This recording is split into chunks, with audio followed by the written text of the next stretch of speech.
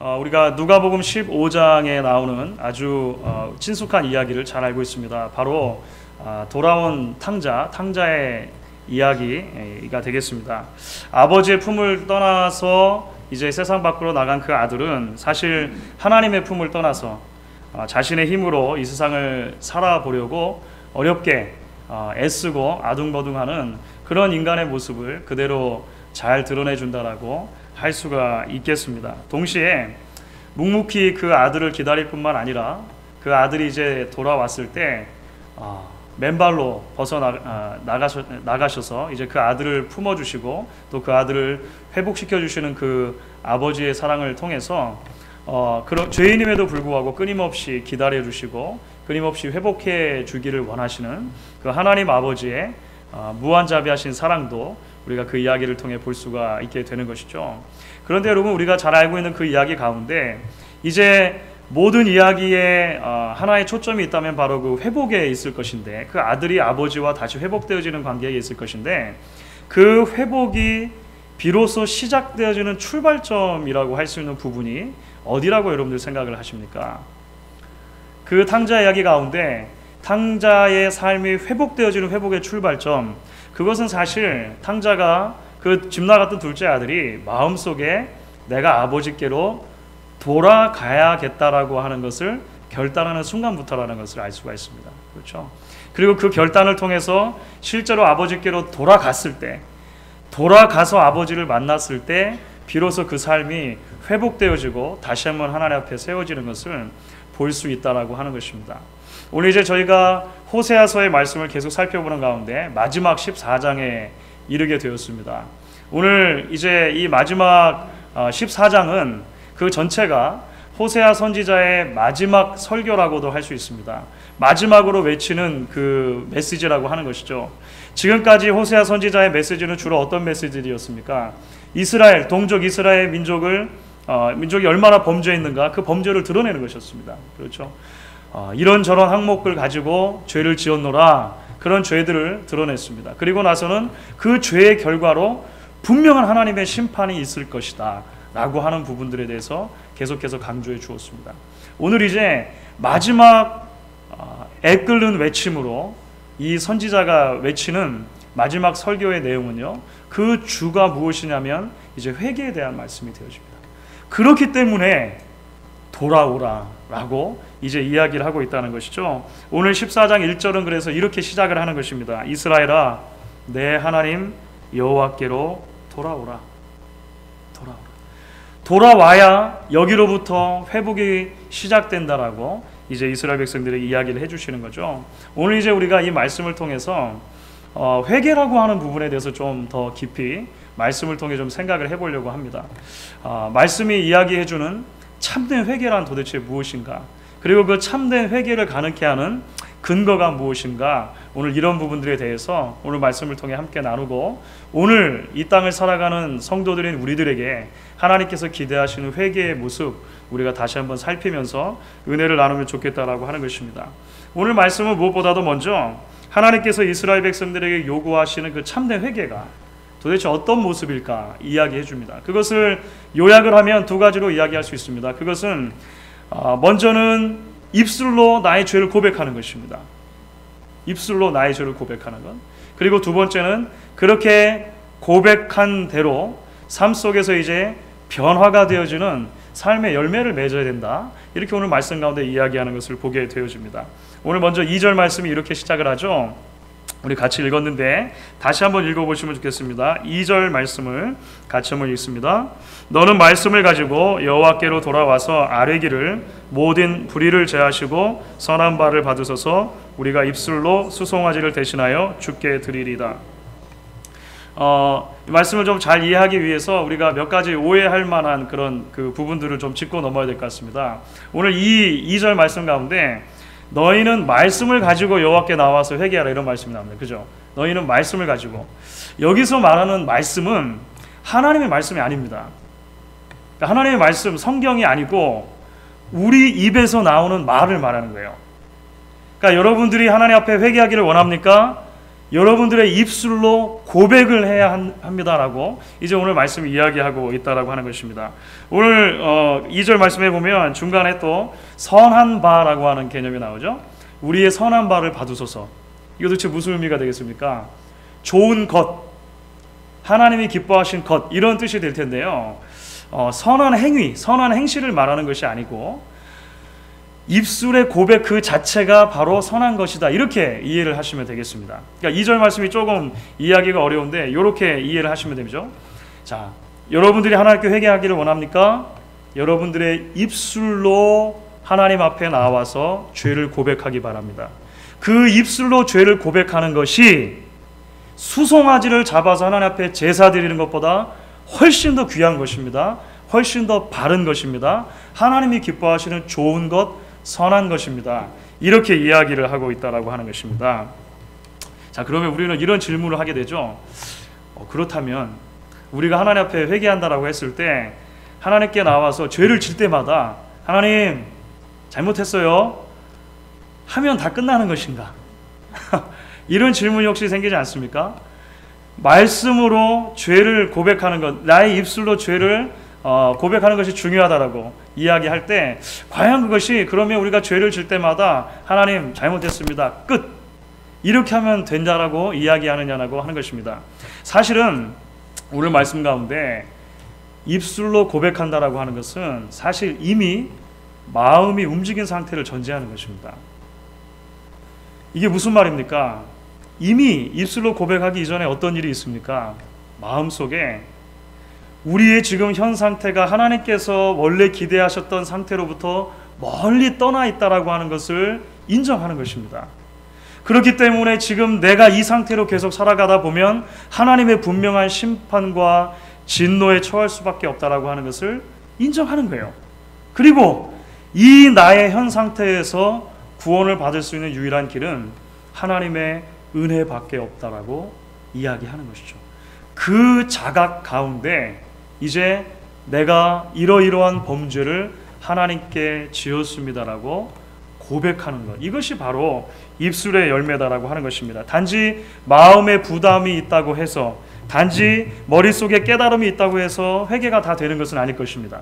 우리 마음이 움직이고 나서 이제 그것을 가지고 하나님께 가지고 나와 우리 입술로 고백하는 것이 필요하다라고 하는 것입니다. 그래서 여러분들 야고보서 5장 16절 같은 부분들을 보시면요, 신약 성경에도 그렇게 비슷한 개념이 등장합니다. 너희가 서로 죄를 고하며 병 낫기를 위해 서로 기도하라, 이런 부분들이 나오죠. 우리가 서로 죄를 고백할 필요가 있다라고 이야기하는 것입니다. 이게 좀 어색하게 느껴질 수 있습니다. 그런데 여러분 아십니까? 교회사 속에서 교회가 하나님의 진정한 부흥을 경험했을 때 공통적으로 나타났던 현상들이 있습니다. 그것이 무엇이냐면 공적인 자리에서 성도들이 자신의 죄를 하나님 앞에 그리고 공동체 앞에 고백하는 일들이 있었어요. 이게 참 놀랍습니다. 굉장히 놀랍습니다. 한국 교회 역사 속에서 중요한 그 믿음의 유산으로 남아있는 사건이 하나가 있죠. 1907년도에 있었던 대부흥입니다. 1907년도에 있었던 부흥이 사실은 평양으로부터 출발을 해서 전국적으로 확산이 됐거든요. 그래서 일반적으로 우리가 그 1907년도의 부흥을 말할 때 평양 대부흥 이렇게 말하는 것입니다. 한 번도 안 보신 적 있으세요? 한 번도 평양 대부흥을 못 들어봤다. 대개 한 번씩은 들어보셨죠? 1907년도에 있었습니다. 그러니까 평양으로부터 이제 그 부흥의 물결이 하나님의 은혜가 강권적으로 교회 안에 부어지는 역사가 일어나서 전국적으로 퍼져나게 되었고, 한국 사회가 사실 거의 새로워질 만큼 아주 굉장한 그 하나님의 역동적인 역사가 있었습니다. 그런데 사실은요, 그 1907년도에 부흥이 있기 전에 그 전초적으로 그 부흥의 불씨를 사실 당겼던 사건이 하나가 있습니다. 그것이 무엇이냐면 1903년도에 평양의 근처에 있는 원산이라고 하는 지역이 있거든요. 그 원산에서 있었던 기도회입니다. 기도회, 원산 기도회라고 우리 한국 교회사에서 이야기를 하는데요. 캐나다 출신의 의료 선교사 하디라고 하는 선교사가 있었습니다. 그 선교사님이 몇몇 선교사들을 모아놓고 이제 기도회를 하는 모임이 있었습니다. 그 선교사님의 고민은 무엇이었냐면 왜 이렇게 내가 선교가 잘 안 되나 이거였어요. 하나님의 열정을 가지고 내가 선교를 한다고 생각했는데 왜 이렇게 선교가 잘 안 되는가, 그런 고민들을 가지고 있었고 선교사님들과 함께 기도 모임을 가진 것입니다. 어느 날 그 기도 모임 가운데 특별한 분이 한 분 오셨어요. 중국에서 선교하고 있었던 화이트라고 하는 여 선교사님이 계셨거든요. 그 화이트 선교사님을 모시고 이제 그분이 어떻게 사역을 하고 있는가, 그리고 뭐 이런 얘기를 듣고 같이 기도하는 시간을 가졌는데 웬일입니까? 하나님께서 그 순간에 그 하디 선교사님의 마음속에 크게 역사하셨고 회개의 영을 부어주셨습니다. 그래서 그 기도 모임 순간에 그 하디 선교사라고 하는 분이, 그 사람이 인도자라고 제가 말씀드렸죠. 본인이 그 기도를 인도하는 분인데 가장 많이 은혜를 받은 거예요. 그리고 나서 그 자리에서 통곡하며 하나님 앞에 회개하는 일이 일어나게 됩니다. 무엇을 회개했는가? 내가 지금 말씀을 듣고 보니 정말로 교만한 사람이었습니다 라고 하는 것을 깨달았습니다. 하나님 앞에 회개합니다. 내가 조선이라고 하는 이 땅에 와서 선교하는데 여전히 나의 선교 대상의 조선 사람들을 나보다 훨씬 더 낮은 사람으로 보고 나는 저 위에 있는 높은 사람인 것처럼 생각하면서 주도권을 가지고 선교하려고 했습니다 라고 하는 자신의 교만을 회개해요. 내가 선교한다고 하는데 하나님의 능력으로 하지 않고 성령의 충만함으로 하지 않고 인간적인 생각으로 하려고 했습니다. 성령 충만하지 못했던 것을 회개합니다. 그 자리에서 굉장히 놀라운 역사가 먼저 일어나요. 그리고 나서 각 선교사들 마음속에 이 하나님의 놀라운 은혜를 기대하는 그런 일들이 이제 불꽃처럼 번져나가게 되는 것입니다. 그리고 그 연장선상에서 1907년도에 이제 평양에 있었던 그 장대현 교회에서 부흥 사경회를 하는 도중에, 말씀 사경회를 하는 도중에 그 놀라운 부흥의 불길이 임하게 되는 것이죠. 그리고 동일한 일들이 그 자리에서도 있게 되었습니다. 길손주 목사님을 비롯해서 그 자리에 있었던 모든 사람들이 자신의 죄를 고백하는 거예요. 여러분 초대교회 기록을 보시면은요 사실 굉장히 놀랍습니다. 놀랍습니다. 왜냐하면 그 예배 자리에서 정말 입에 담을 수 없는 자기 자신의 추한 모습들을 드러내는 일들이 이렇게 일어나게 되는 거예요. 그게 지금도 기록에 남아 있습니다. 그래서 그 자리에 참석했던 한 선교사님이 마치 성도들이 그렇게 자신의 다 서로 교회에 있을 때는 이렇게 양복 입고 이게 다 오면은 잠전아 보이지 않습니까? 그렇죠? 안 그러십니까? 괜찮아 보이시잖아요. 그랬는데 이게 입을 열어서 고백하기 시작하는데 내 안에 있었던 온갖 음란의 죄와 온갖 미움의 죄악들과 내가 실제적으로 삶을 살면서 얼마만큼 하나님 앞에서 범죄했는가 다 드러나는 거예요. 마치 한 여성 교사님을 해서 지옥의 문을 열어놓은 것 같다 라고 표현할 정도로 아주 심각한 죄악들이 고백되어지는 역사가 있었다라고 하는 것입니다. 사랑하는 여러분, 회개가 어디부터 출발이 됩니까? 하나님과의 진정한 회복이 어디부터 출발됩니까? 내 마음속에 변화가 일어나서 우리 입술로 나의 죄를 하나님 앞에 고백하는 순간부터 이것이 출발한다고 하는 것을 우리가 기억해야 한다고 하는 것입니다. 이제 오늘 말씀을 계속해서 읽다 보면 동시에 이제 참된 회개의 이제 양면과 동전의 양면과 같은 것인데요. 입술로 우리의 죄를 고백할 뿐만 아니라 거기서 그치지 아니하고 이제 참된 회개는 입술의 고백으로 드린 회개가 삶의 변화로 연결되어져야 한다는 것도 우리에게 이야기를 해주는 것을 볼 수 있습니다. 사실 이스라엘 백성들에게 있어서 이거 참 놀라운데요. 이 삶의 변화가 어디까지 요구를 하냐면 지금까지 의지하고 있었던 모든 것을 다 내려놓고 다 포기하는 것으로 나타납니다. 여러분 3절 말씀을 한번 보십시오. 전반부까지인데요. 제가 한번 읽어보도록 하겠습니다. 3절에 전반부까지 있습니다. 우리가 아수르의 구원을 의지하지 아니하며 말을 타지 아니하며 다시는 우리의 손으로 지은 것을 향하여 너희는 우리 시내라 하지 아니하오리니. 이게 무슨 말입니까? 지금까지 호세아서를 같이 나누셨던 분들을 기억하실 것입니다. 이스라엘의 범죄의 가장 큰 모습이 무엇이었습니까? 하나는 우상 숭배고 하나는 이방 민족을 의지하는 것이었습니다. 그렇죠? 손으로 기껏 자기들이 만들어 놓고 이것이 신이라 섬겼고 아수르를 비롯해서 애국 주변에 있던 강대국들을 의지했었다라고 하는 것입니다. 그런데 입술로 하나님 앞에 우리가 범죄했습니다. 하나님께 돌아가기를 원합니다. 이야기한 다음에 이스라엘 백성들의 삶 속에 나타난 열매가 무엇입니까? 우리가 다시는 앗수르를 의지하지 않겠습니다. 애굽에서 나온 그 말들 이제 타지 않겠습니다. 우리의 손으로 만들어 놓은 우상들 섬기지 않겠습니다. 삶 속에서 단호하게 절단하고 그 모든 것들을 끊어버리겠다라고 이야기를 하는 것이죠. 회개, repentance라고 하는 것은 단순하게 우리가 과거에 있었던 잘못을 뉘우친다든지 후회하는 것만을 의미하지는 않을 것입니다. remorse가 있다든지 아니면은 그냥 그 후회하는 거죠. regret하는 거죠. 거기에서 멈추는 것이 아니고 성경이 끊임없이 우리에게 이야기하는 것은 회개는 가던 길이 있으면 그 가던 길을 완전히 돌아서는 방향 전환이라고 이야기를 하죠. 그래서 구약 성경 가운데, 그러니까 구약 성경에 기록된 히브리 단어로 회개라고 하는 말을 표현할 때는요, 거의 예외 없이 돌아오다라고 하는 동사가 사용됩니다. 슈브라고 하는 동사가 있어요. 돌아오다라고 하는 동사가 사용됩니다. turn 하는 거죠. turn back. 돌아오다. 그러니까 인생 가운데 하나님을 향해서 방향 전환하는 것. 실제적으로 우리의 삶이 그렇게 하나님 앞으로 방향 전환되어지는 것이 회개다. 이렇게 얘기하는 것이죠. 사실 조금 전에 그 부흥의 시기에 대해서 제가 말씀을 드렸습니다만 사실 마찬가지 일들이 일어났습니다. 아까 말씀드린 것처럼 부흥의 시기에 사실 놀라운 죄의 고백들이 있었어요.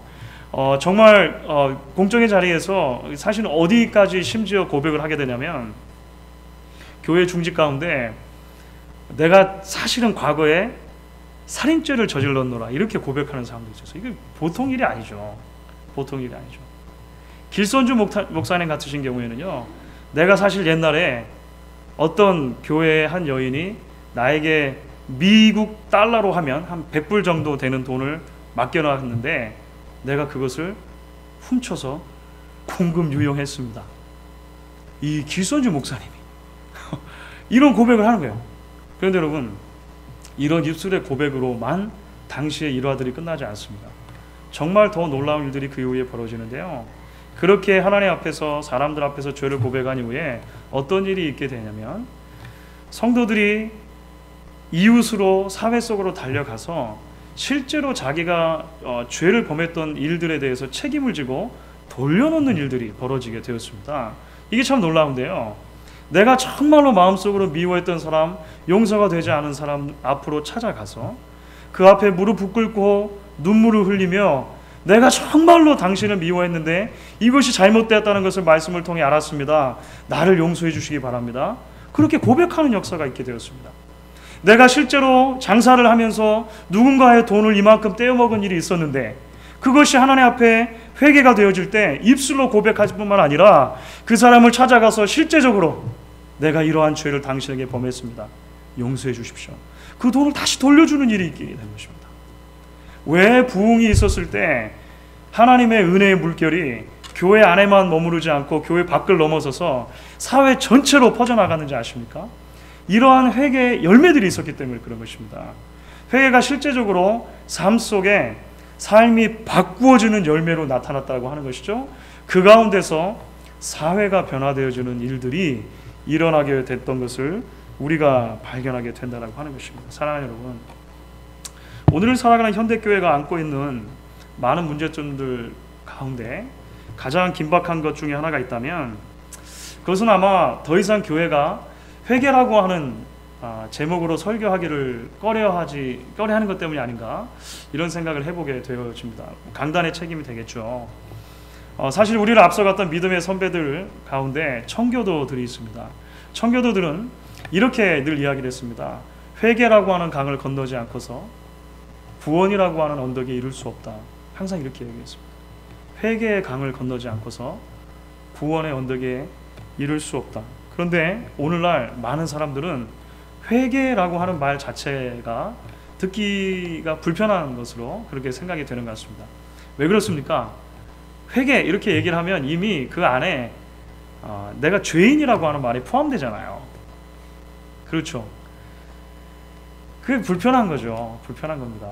왜냐하면 내가 죄인이라는 것을 인정을 해야 하니까 불편한 것이죠. 그래서 오늘날 심지어 많은 설교자들과 주석가들 중에서, 신학자들 중에서 교회가 더욱더 적극적으로 사회 속에 뛰어들고 전도가 효과적으로 이루어지려면 회개 같은 단어는 사용하면 안 된다 라고 아예 이야기하는 분들도 생겨나게 되었습니다. 오히려 그런 말보다, 그런 공격적인 말보다, 자꾸 공격적인 말을 해가지고 사람들의 마음을 뒤집어 놓지 말고 그런 말 대신에 회복, 치료, 치유, 성공, 신령, 확신, 긍정의 힘, 이런 거 좋잖아요, 그렇죠? 이런 걸 자꾸 이야기하면 좋다, 이야기하는 것입니다. 대표적인 분들이 이제 번영의 신학을 이야기하는 조엘 오스틴 같은 분들이죠. 그래서 실제적으로 얼마 전에 그분이 인터뷰를 하다가, TV 방송과 인터뷰를 하다가 본인의 사역에 철칙이 있다는 거예요. 본인의 사역의 철칙은 강단에서 절대 죄와 회개에 대해서 이야기하지 않는다. 이게 철칙이, 사역의 철칙. 왜냐하면 이야기를 듣고 마음속에 심령의 바다가 되어 실족하는 영혼들이 있을까 싶어. 그렇게 한다는 거예요. 그래서 나는 성공에 대해서 얘기하고, 나는 긍정의 힘에 대해서 얘기하고, 자꾸 이렇게 한다라고 이야기를 하는 것입니다. 사랑하는 여러분, 하나님의 진리는 명백합니다. 호세아 시대 이스라엘 백성들이 하나님의 구원을 실제적으로 경험하기 위해서 반드시 건너가야 될 강이 있었다면 그것은 다른 게 아닙니다. 회개의 강이었습니다. 회개의 강. 동일하신 하나님께서 오늘날 하나님의 구원을 당신의 백성들에게 베푸실 때 우리가 반드시 건너가야 할 강이 회개라고 이야기를 해주고 계시다라고 하는 것입니다.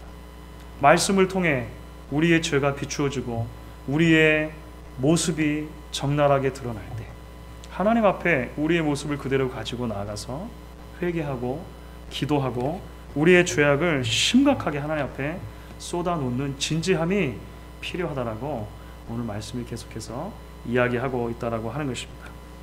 이제 그렇다면 계속되는 말씀 가운데 이렇게 입술의 고백과 삶의 변화를 수반하는 진정한 회개가 필요하다라고 말씀하시는데요. 그 회개가 그러면 어떤 근거에서 출발을 하느냐, 어떻게 해야 참된 회개를 우리가 시작을 할 수 있는가라고 하는 부분을 조금 더 이야기를 해보면 좋겠습니다. 오늘 말씀 속에서는 사실 그 근거를 이야기를 합니다. 제가 지금 집은 아니고요, 이전에 살던 집에서 욕조에서 밑으로 물이 새는 일이 발생했습니다. 그래가지고 아이들이 셋이나 되니까 위에서 한 번에 3명이 한 번에 샤워를 하니까 이제 밑으로 물이 너무 많이 새게 된 거예요. 그래서 지하실에 막 물이 흥건할 정도로. 그래서 대부분의 이제 남성들이 그러는 것처럼 고쳐봐야겠다. 어떻게 하면 고칠 수 있을까 한번 생각을 해본 겁니다. 그런데 아무리 봐도 이게 고치기가 너무 힘든 겁니다. 왜냐하면 어디서 물이 새는지 도대체 찾을 수가 없는 거예요. 도대체 찾을 수가 없는 것입니다. 그래서 할 수 없이 이제 플러머를 부르게 된 거죠. 그 플러머가 왔는데 이제 처음에 일을 하는데 왜 빨리 일을 안 하나 싶을 정도로 빈둥빈둥 있는 거예요. 제 마음속에는 이제 빨리 고쳐줬으면 좋겠는데 아무것도 안 하고 그냥 있는 것처럼 시간 한참 보내는 것입니다. 그 플러머가 뭐 했을까요? 대답을 해주셔야 제가 물을 마시는데. 어디서 새는가를 찾은 거죠.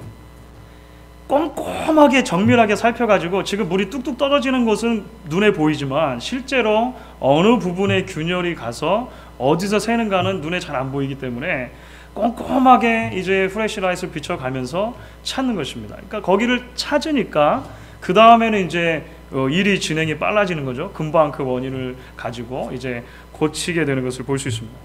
오늘날도 사실 비슷합니다. 우리가 왜 참된 회개에 이르지 못하는가? 하나님께서 말씀하신 이 회개가 분명하지 않습니까?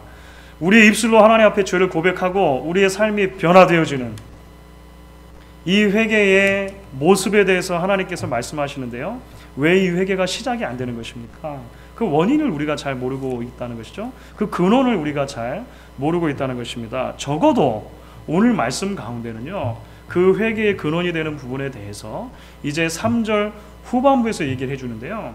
그것은 바로 하나님의 성품에 대한 이야기로 출발을 합니다.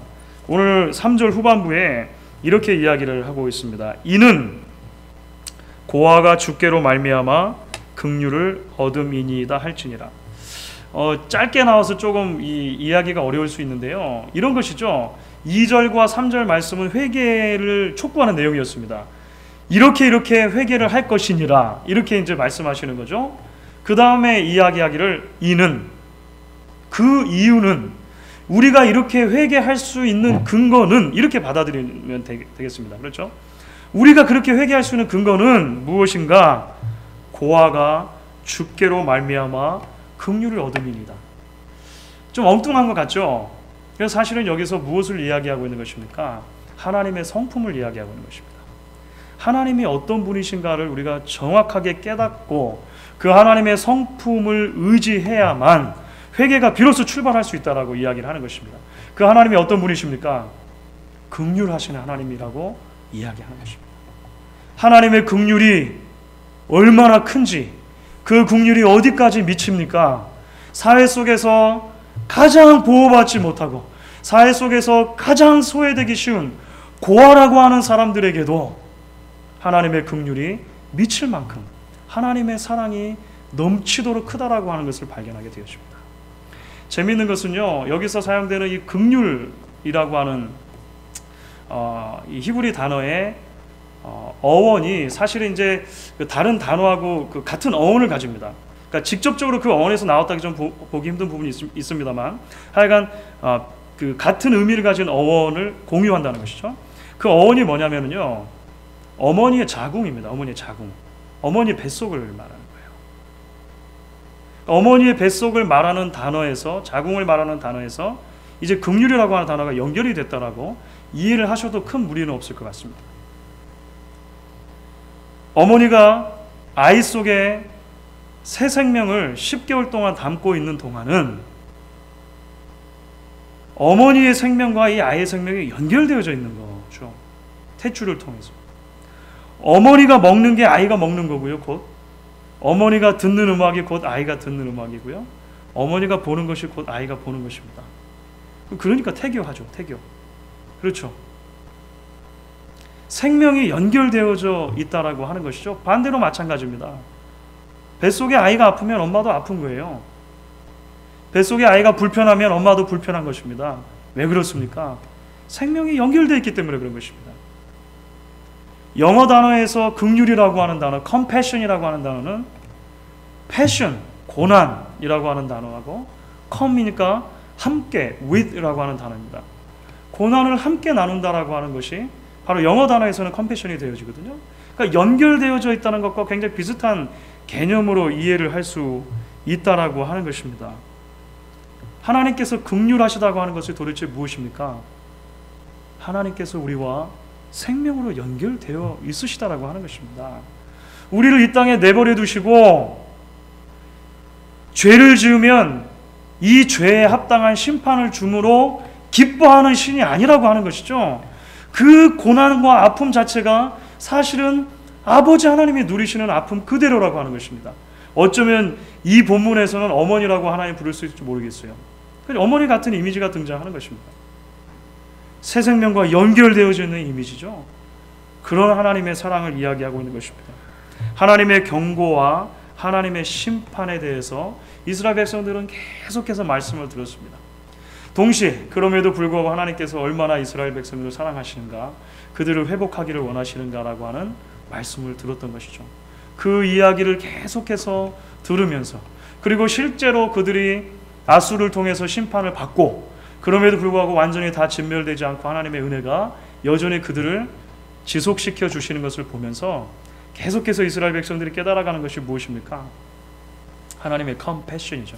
하나님의 긍휼하심입니다.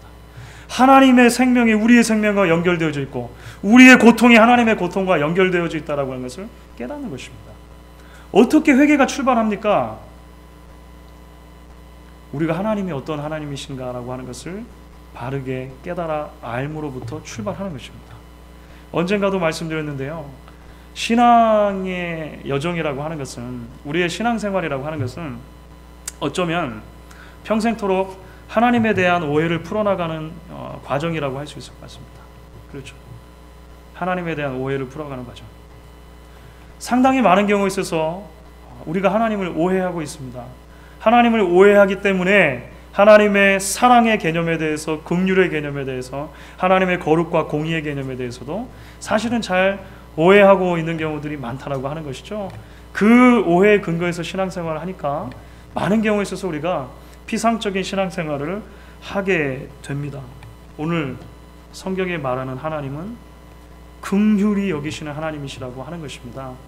그 긍휼히 여기는 하나님께서 회개를 촉구하시는 이유가 무엇입니까? 그렇게 해야 다시 생명과 생명이 만날 수 있다라고 하는 것을 하나님이 아셨기 때문이라고 하는 것이죠. 그 안에 참된 회복의 출발이 있기 때문이라고 하는 것입니다. 영국의 위대한 청교도 가운데 조셉 얼라인이라고 하는 청교도가 있습니다. 조셉 얼라인. 그분이 쓴 책이 있습니다. 사실은 영미권에서는 굉장히 많이 알려진 책인데요. 아마 들어보지 못하신 분들 계실 것입니다. 원래 원 제목은 그것입니다. An Alarm to the Unconverted. 그러니까 이거를 그냥 그대로 풀면 이것입니다. 회개하지 않은 사람들 향한 경고. 책 제목이 그래요. 그러니까 보통 이 담대한 목사님이 아닌 거죠. 책을 쓰시면서 요즘에는 아까 말씀드린 것처럼 죄 얘기도 잘 안 하려고 하고 막 그러는데, 책 제목이 회개하지 않은 사람들을 향한 경고입니다. 당시 영국 사회에 하나님과 멀어져 있는 사람들을 향해서 통회하는 마음을 가지고, 애통하는 마음을 가지고 이제 돌아와서 회개하기를 원합니다. 그리고 진짜 회개는 무엇인가, 이런 것들을 성경적으로 잘 써놓은 것입니다. 그래서 사실은 영미권에서는 이 종교개혁 이후에 해가지고 성경 이후로 많이 보급된 그런 책으로 알려져 있습니다. 한국말로 번역이 되어 있어요. 한국말로 번역했을 때 그 책의 제목을 이렇게 바꿨습니다. 천국의 초대. 천국의 초대라는 책은 혹시 보신 적 있으십니까? 예, 그 책이 조셉 얼라인 목사님의 책이에요.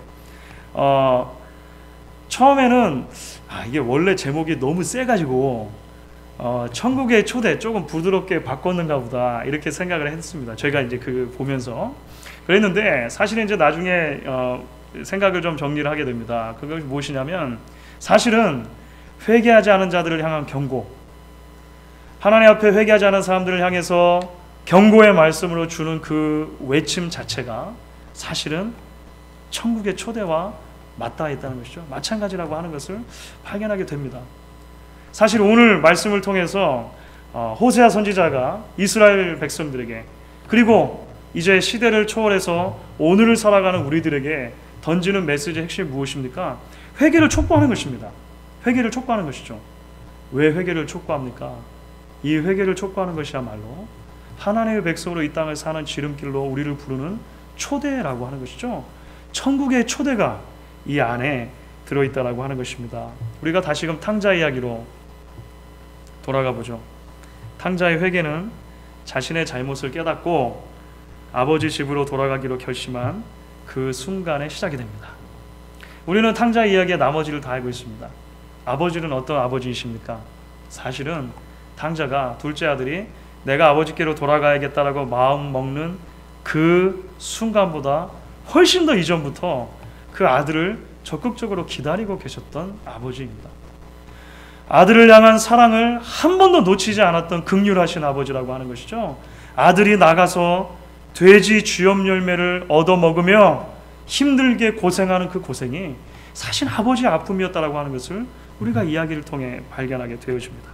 그렇기 때문에 그 아들이 돌아왔을 때 다시 그 아들을 품에 안으시고 반지를 끼워주시고 옷을 입히시고 입을 맞추시고 아들의 지위를 회복시켜 주시는 것입니다. 오늘도 이와 같은 마음으로 우리 한 사람 한 사람을 기다리고 계시는 아버지 하나님 앞에 우리가 함께 나아갈 수 있으면 좋겠습니다. 그리고 그 아버지 하나님 앞에 고백하고 회개하는 기도로 나아갈 수 있는 오늘 저와 여러분이 되실 수 있으면 좋겠습니다.